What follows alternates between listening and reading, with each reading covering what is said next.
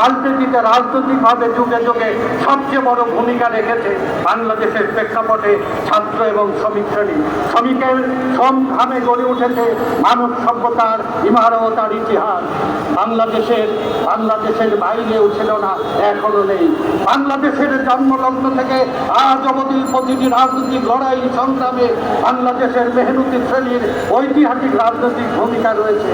1969-এর গণ অভ্যুত্থান, মুক্তিযুদ্ধ, 90-এর গণ আন্দোলন, 24-এর জুলাইয়ের গণ অভ্যুত্থান, সবখানে লেগে আছে শ্রমিক শ্রেণীর ঘাম আর রক্তের দাগ।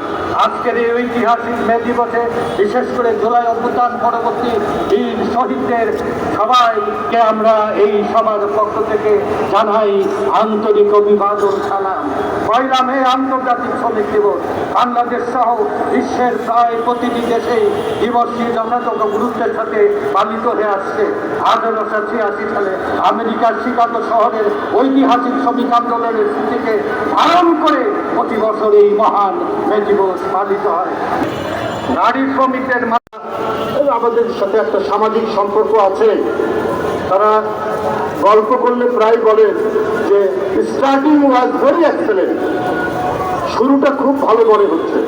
এই 2 মাসে বিএনপির সরকার, জনগণের নির্বাচিত সরকার, প্রধানমন্ত্রী তারেক রহমানের সরকার, শুরুটা আমাদের কাছে খুবই ভালো লাগছে।